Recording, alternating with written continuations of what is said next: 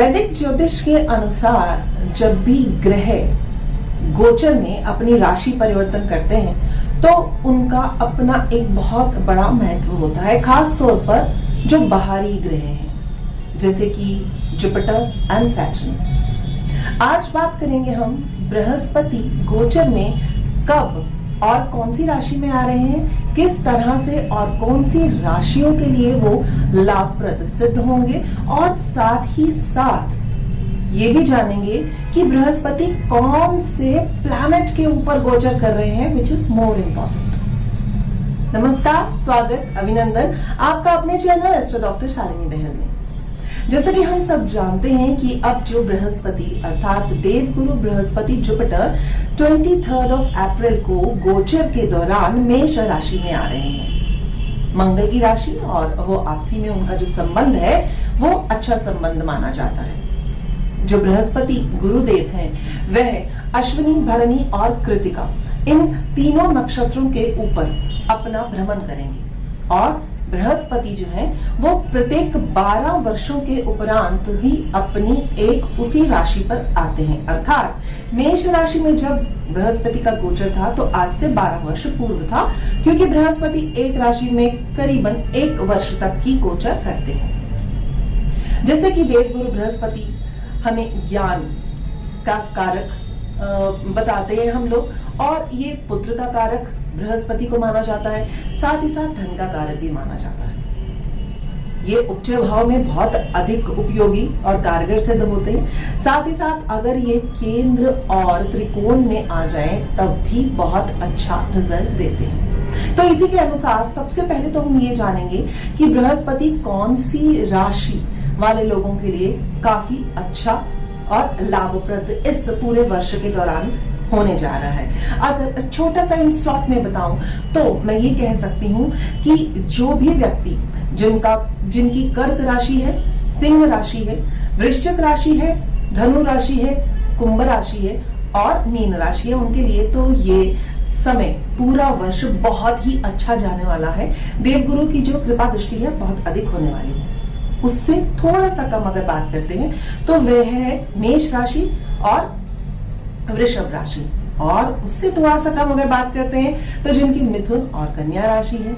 साथ ही साथ जो तुला और मकर राशि के जातक हैं जिनके लिए जो देवगुरु बृहस्पति हैं वो अकारक हैं, परंतु फिर भी वो उन्हें लाभ ही देंगे इस पूरे वर्ष। यानी कि नक्शल अगर देखा जाए तो बृहस्पति का गोचर मेष राशि मंगल की राशि में काफी अच्छा और कारगर सिद्ध होने जा रहा है। इसमें अगर सबसे पहले मैं मेष राशि की बात करूं तो चंद्रमा जिनका भी मेष राशि में है, चंद्र राशि के अकॉर्डिंगली मैं बता रही हूं, वहां पर देवगुरु बृहस्पति अपनी पंचम, सप्तम और नवम दृष्टि से व्यक्ति के जो 5th हाउस, 7th हाउस और 9th हाउस को देखेंगे तो वहां अपनी कृपा दृष्टि बनाएंगे। अर्थात यूं कहें कि अगर स्टूडेंट्स हैं तो पढ़ाई में बहुत अच्छा रहेगा, हायर स्टडीज की तरफ रुझान है वो भी बहुत अच्छा जाएगा।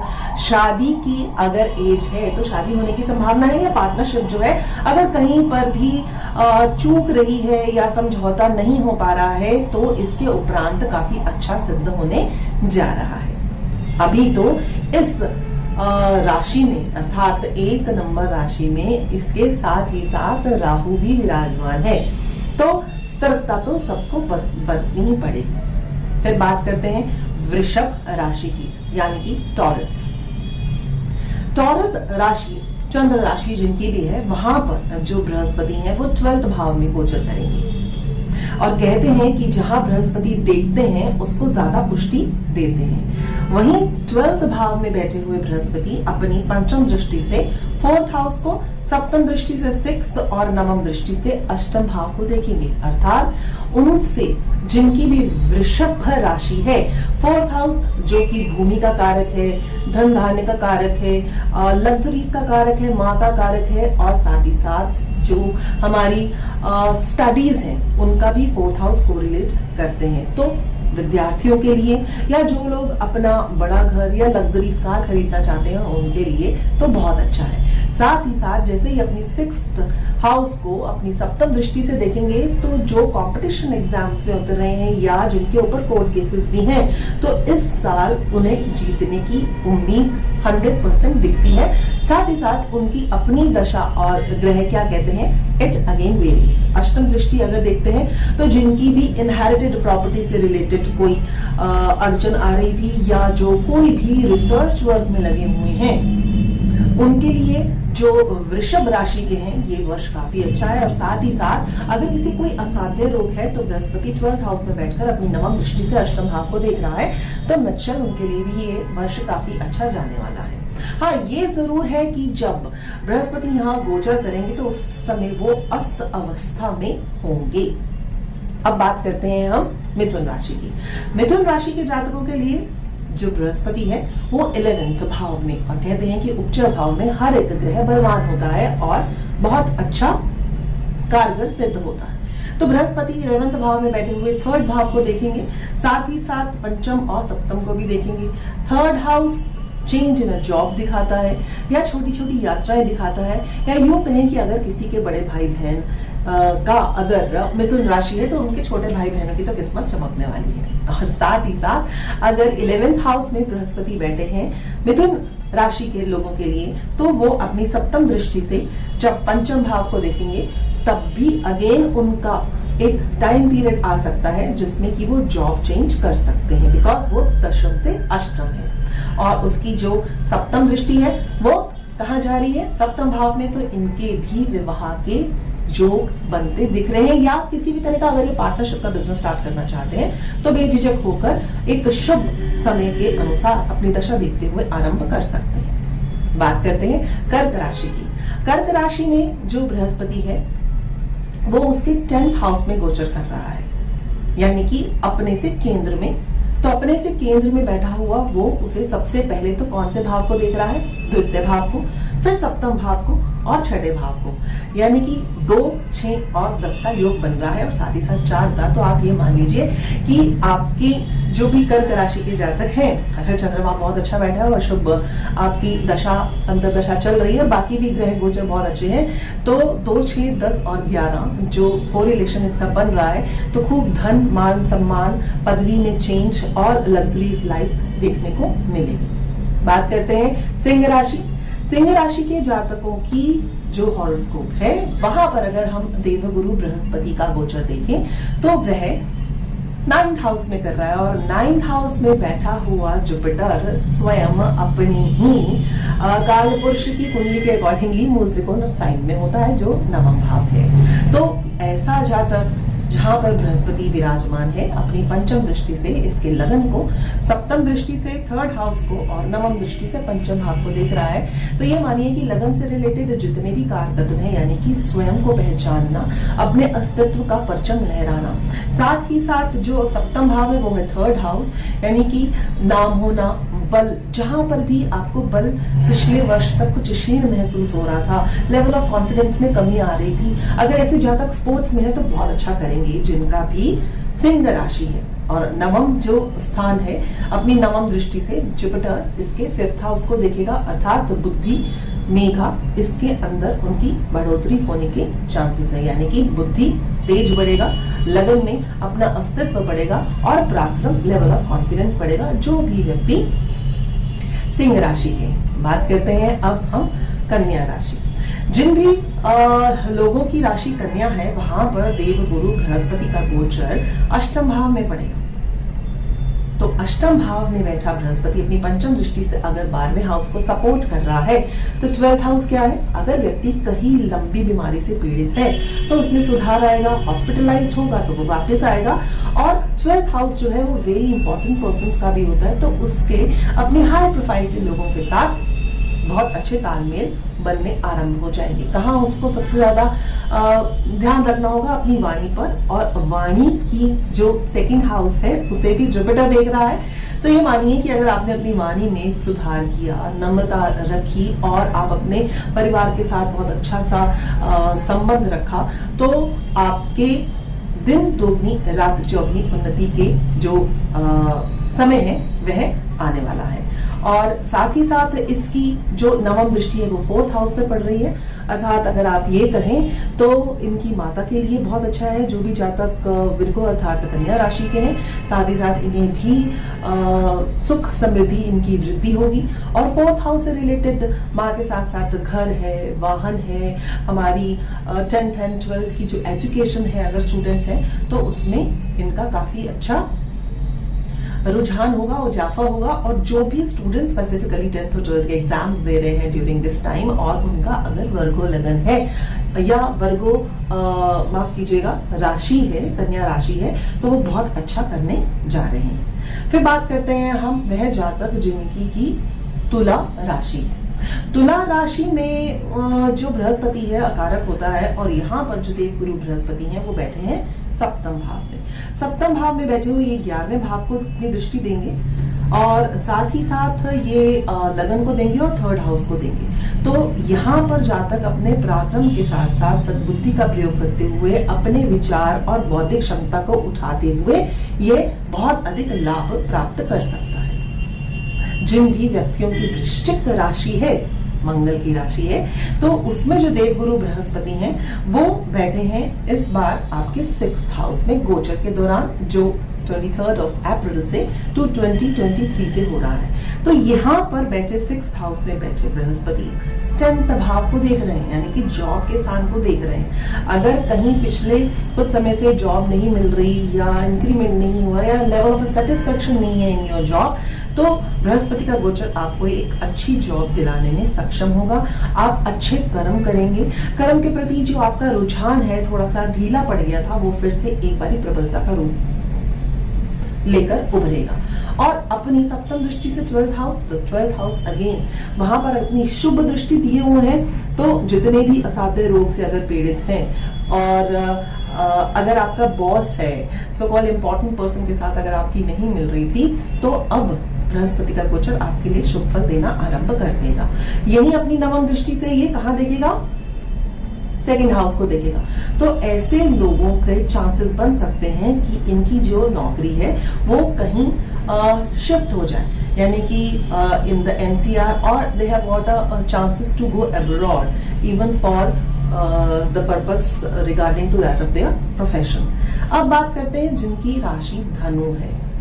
धनु अपनी ही राशि, मूल त्रिकोण की राशि है देवगुरु बृहस्पति की, और जो देवगुरु बृहस्पति हैं इस समय धनु राशि जिनका चंद्रमा है वहां पर ये 5म भाव में बैठे हैं और पूरा जो धर्म त्रिकोण है उसे देख रहे हैं। धर्म त्रिकोण को देखते हुए ये व्यक्ति के व्यक्तित्व को उभारेंगे। अपनी 5म दृष्टि से 9वें भाव को, फिर 11th और फिर लगन को देखते हुए व्यक्ति अपना परचम लहराने में सक्षम होगा, जो भी व्यक्ति धनु राशि के हैं। इस बात को बहुत अच्छे से नोट करें और देखिए कि किस किस समय पर आपका बढ़ोतरी होने की चांस है। बस इतना याद रखिए कि आपको सतर्कता बरतनी है और जो भी देवगुरु बृहस्पति के कारक हैं, यानी कि ज्ञान, अपने ज्ञान को बढ़ाना है, उसकी वृद्धि करनी है, गुरुजनों की सेवा करनी है, यानी जो भी आपसे बड़े हैं उनकी रिस्पेक्ट करनी है। इधर ही में बी अ बॉस और योर फैमिली मेंबर और आपके गुरु और आपके टीचर्स। अब बात करते हैं वह व्यक्ति जिनकी मकर राशि है। मकर राशि के जातकों के लिए अनडाउटेडली दैट जो जुपिटर है वो एकारक है, परंतु फिर भी वो इस गोचर के दौरान 4th हाउस में बैठा हुआ कहां देख रहा है? आपके 8म भाव को, 12th भाव को और 10th हाउस को। तो डेफिनेटली वह लोग जिनकी 10 अर्थात मकर राशि है उनकी जॉब प्लेसमेंट में चेंज दिखता है, ट्रांसफर के योग दिखते हैं, या जहां जॉब कर रहे हैं बाहर और अगर उनका फॉरेन जाने का भी कोई चांस है तो वो जा सकते हैं। अगर कोई इनहेरिटेड प्रॉपर्टी से रिलेटेड कोई मुद्दा चल रहा है तो उसमें भी उनकी जीत दिखाई दे रही है। अब बात करते हैं वह लोग जिनकी कुंभ राशि है। तो कुंभ राशि के जातकों के लिए जो देवगुरु बृहस्पति का गोचर है वह होगा आपके 3rd भाव पर, और देखिएगा आपके 7म भाव, यानी कि वह भाव जो कि आपके पार्टनर का है या आपकी मैरिज से रिलेटेड वर और वधु का है। अगर शादी रुकी हुई है, नहीं आ रही है, रिश्ते नहीं आ रहे हैं तो आने आरंभ हो जाएंगे। शादी में थोड़ी सी खटपट चल रही है तो उसमें भी सुधार देखने को मिलेगा। और साथ ही साथ 9th हाउस दशम का 12वां है, यानी कि again the change in a job is being seen. दोस्त persons who have got the Aquarius sign और अपनी 9th दृष्टि से ये देखिएगा 11वें भाव को अर्थात लाभ देने में सक्षम है। अब अंतिम राशि जो मीन राशि है वह भी देवगुरु बृहस्पति की अपनी ही द्वितीय राशि है और यहाँ पर जो देवगुरु बृहस्पति गोचर के दौरान 2nd हाउस में गोचर कर रहे हैं और देखेंगे वो अपने 6th हाउस को। तो 6th हाउस यानी कि रोग, ऋण और शत्रु, कंपटीशन का हाउस, वहां पर वो अपनी दृष्टि दे रहे हैं और दृष्टि देते हुए वो इस हाउस को बढ़ाएंगे। यानी कि जो भी बच्चे जिनकी मीन राशि है अगर कंपटीशन में उतर रहे हैं तो बेझिझक उतरे, सफलता मिलेगी। साथ ही साथ अगर अपनी 7th दृष्टि से जो 8म भाव पे पड़ रही है तो जो रिसर्च से रिलेटेड वर्क है उसमें लोगों को काफी ज्यादा इजाफा होगा। और अगर इनकी रुका अटका कहीं धन है या इंश्योरेंस या प्रॉपर्टी से रिलेटेड कोई इश्यूज है या इनहेरिटेड प्रॉपर्टी से रिलेटेड कोई इश्यूज है तो उसमें भी इन्हें पॉजिटिविटी दिखाई देगी। साथ ही साथ इनकी जो 9वीं दृष्टि है मीन जातक के जो राशि है उनमें जो बृहस्पति गोचर कर रहा है इन द 2nd हाउस, अपनी 9वीं दृष्टि से 10th हाउस को देख रहा है तो कर्म में तो प्रधानता रहेगा ही। इस तरह से हमने देखा कि जो बृहस्पति का गोचर आपके एक यानी कि एरी साइन में बहुत अच्छा सा सभी राशियों के लिए देखने जा रहा है। फिर इसमें वेरीज होगा कि वो अश्विनी नक्षत्र में जब आएगा तो कैसे फल देगा, भरणी में आएगा तब कैसे फल देगा और कृतिका का जो पहला पद होगा उसमें कैसे फल देगा। That it varies from persons to persons horoscope. But इसके साथ साथ अगर मैं नाड़ी की बात करती हूँ तो अभी हमने जैसे साइन की बात करी कि एरीज साइन में तो जुपिटर आ रहा है। मान लेते हैं कि एरीज साइन हर एक की कुंडली में कहीं ना कहीं तो होगा 1 से लेकर 12 हाउसेस में, वहां पर अगर आपका सूर्य विराजमान है। अभी तो हम बात कर रहे थे कि राशि से हमने देखा बृहस्पति कहाँ आ रहा है, अब हम सिर्फ यही देखते हैं कि 1 नंबर राशि है और उस 1 नंबर राशि में आपके 9 ग्रह हैं, सूर्य, चंद्रमा, बुध, बृहस्पति, राहु, केतु एंड ऑल। उनमें से किसी और जुपिटर इटसेल्फ, अगर सूर्य के ऊपर बृहस्पति जिसका भी 1 नंबर राशि में D1 चार्ट में सूर्य बैठा है और उसके ऊपर अगर जुपिटर गोचर कर रहा है इन 2023 देन व्हाट इट हैपन कि उनको किसी ना किसी तरह से जो भी हाई प्रोफाइल के लोग हैं जिसे सूर्य डिपिक्ट करता है या गवर्नमेंट से संबंधित कुछ परेशानियां देखने को मिल सकती हैं। उसको थोड़े से एफर्ट ज्यादा करने पड़ेंगे और साथ ही साथ ये ध्यान रखना पड़ेगा कि जो भी उसका बॉस है वो उसको सुने, जो भी बड़े लोग हैं उनको सुने और उसी के अनुसार ही कार्य करें, अन्यथा थोड़ी सी प्रॉब्लम देखने को मिल सकती है। This is the details of the transit as per the nadi. अब इसी 1 नंबर राशि के ऊपर मान ले जब ये बृहस्पति गोचर करते हुए आएगा और आप इनसे किसी की भी कुंडली के ऊपर यहाँ चंद्रमा विराजित है, तो वैसे तो चंद्रमा और बृहस्पति का हम गज केसरी योग देखते ही हैं, परंतु गोचर के दौरान जब चंद्रमा के ऊपर बृहस्पति आएगा तो आप देखिए 1 नंबर राशि अश्विनी नक्षत्र, चंद्रमा वहां पर आपका विराजमान है, अश्विनी में होगा, भरणी या कृतिका में होगा और उसके ऊपर जब जुपिटर आएगा तो ये हो सकता है कि कहीं पर भी जो बैक बाइटिंग है वो आपकी प्रारंभ हो जाए, अननेसेसरी लोग आपको ब्लेम्स करना आरंभ कर दें, या चंद्रमा के ऊपर जब बृहस्पति आता है तो चंद्रमा अगर आपका 8म भाव में मान लीजिए बैठा है 1 नंबर राशि में तो आपको कोल्ड रिलेटेड अगर कोई इश्यू है तो वो बढ़ने के आसार नजर आ रहे हैं। हाँ, साथ ही साथ चंद्रमा 4थे भाव का भी कारक है तो change in the residence is being there, चाहे वो जॉब के कारण चेंज हो या अगर आप अपनी किसी किराए के मकान में रहते हो वहां चेंज हो या आप एक बड़ा घर लेने जा रहे हो, तो जिसका भी चंद्रमा 1 नंबर राशि में होगा और जुपिटर उसके ऊपर गोचर कर रहा होगा तो उनके भी घर बदलने के चांसेस दिखाई दे रहे हैं। और साथ ही साथ अगर फीमेल है और they are planning for baby तो अगर उनका चंद्रमा 1 नंबर राशि में जिस पर बृहस्पति गोचर करेगा तो वहां पर संतान उत्पत्ति के भी योग दिखाई दे रहे हैं। साथ ही साथ अगर अब हम बात करते हैं जुपिटर की जो 1 नंबर राशि में आ रहा है और नेटल चार्ट में मंगल आपके D1 चार्ट में पहले से ही वहां पर विराजमान है, तब ये क्या इम्पैक्ट करेगा, स्टबर्ननेस दिखाएगा। मंगल क्या है 1 नंबर राशि में अश्विनी, भरणी, कृतिका किसी नक्षत्र में होगा।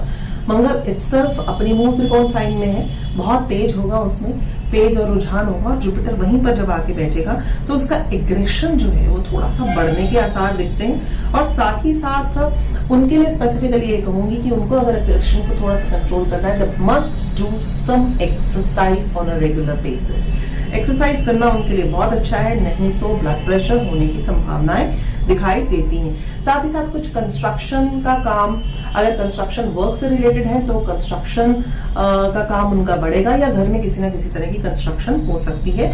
टेक्निकल जितनी भी जो एक्टिविटीज हैं कहें तो उनमें बढ़ोतरी देखने को मिलेगी।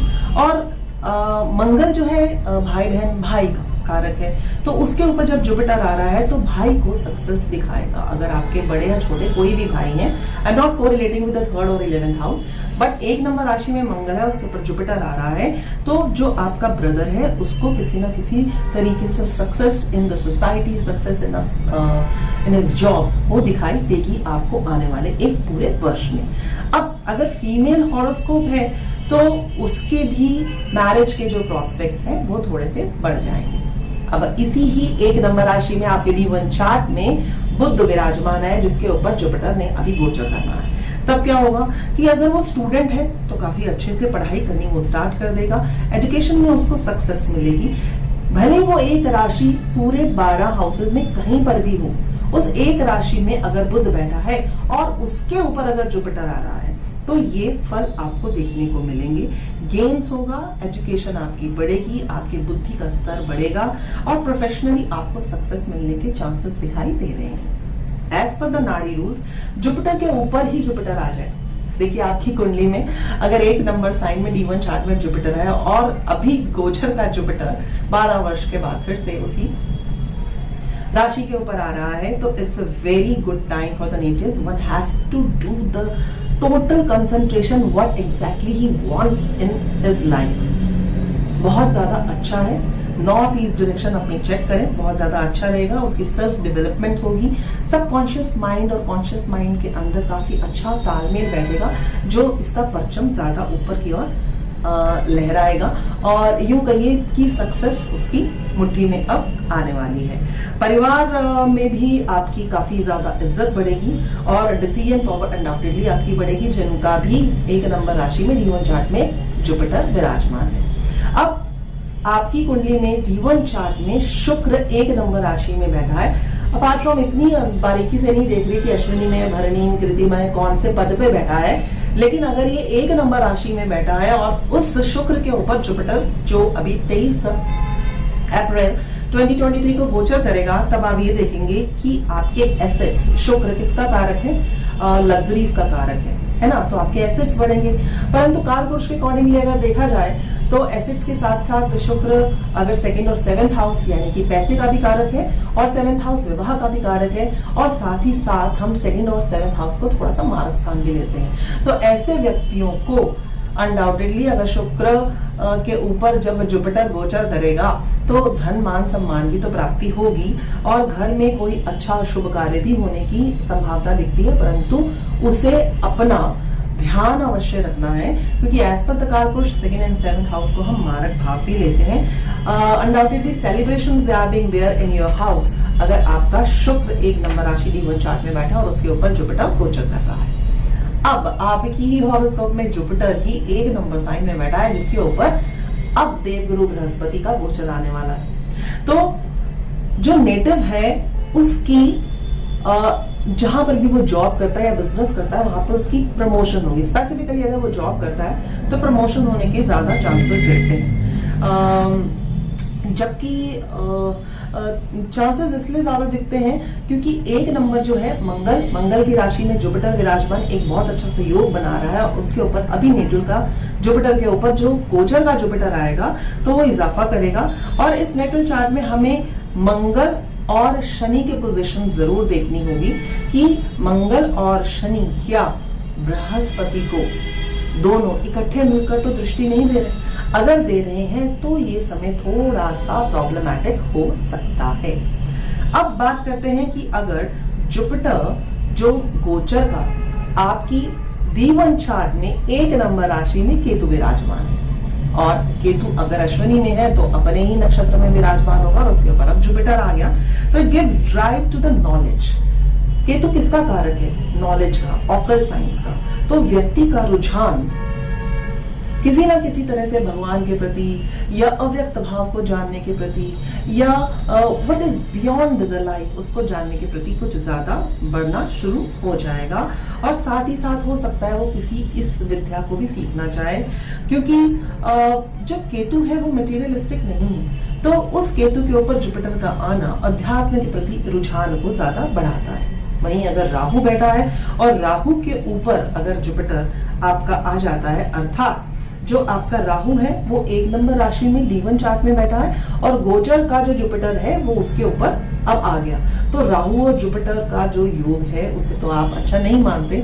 तो ऐसे लोगों का ठीक है, खूब पैसा कमाएंगे, नाम धन मान सम्मान होगा, परंतु उन्हें सतर्कता बरतनी पड़ेगी, क्योंकि इस समय राहु ऑलरेडी ही उनके ऊपर कुंडली के ऊपर गोचर कर ही रहा है और राहु के ऊपर राहु पहले से ही है और उसके साथ जब जुपिटर भी आ जाएगा तरक्की होगी। परंतु जैसे ही राहु अपनी अक्टूबर में राशि परिवर्तन करेगा और 1 साल उपरांत जब जुपिटर भी करेगा तब बहुत ज्यादा प्रॉब्लम आ सकती है। तो इसलिए आप जो भी कार्य कर रहे हैं उसे बहुत सोच समझ कर करें। जैसा मैंने पहले भी कहा है कि जब भी ग्रह राशि परिवर्तन करते हैं तो जितना भी उनका समय होता है उसमें काफी परिवर्तन देखने को मिलते हैं, खासतौर पर बाहरी ग्रह जैसे Shani for the 2.5 years and Jupiter is for 1 year, Rahu Ketu for 1.5 year, then Mars and all।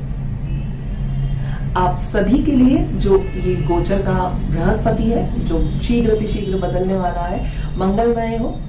उम्मीद करती हूँ आपने वीडियो को अंत तक अवश्य सुना होगा और अंत तक सुनने के लिए आप सभी का तहे दिल से धन्यवाद। इस जानकारी को साझा करने के लिए मैं चाहूंगी कि आप इस वीडियो को अवश्य शेयर करें ताकि वो लोग अपने हॉरोस्कोप में अपार्ट फ्रॉम देयर दशा जान सकें कि उनका जुपिटर इस गोचर के दौरान उन्हें कैसा फल देने जा रहा है।